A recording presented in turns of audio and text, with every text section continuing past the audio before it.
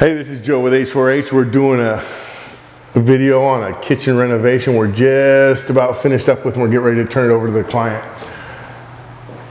Right here, this used to be a wall with the fridge and a bunch of cabinets here. We knocked down this wall, installed the drop beam, relocated the refrigerator to over here. This was a 6-foot wide door before. We shrunk it down to 5-foot wide so that we could create cabinet space over here. This drawer is missing. It came from the factory defective. As you can see, we've also installed cabinets to the ceiling, can lights throughout. We also have, I don't know if you can see, we have under cabinet lighting here.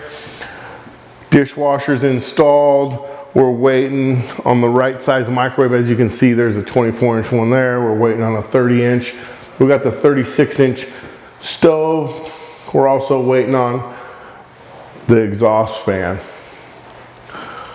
So whether you got a kitchen big or small, inside or outside, give us a call. H4H Remodeling and Repairs. Let me back up. Is that better?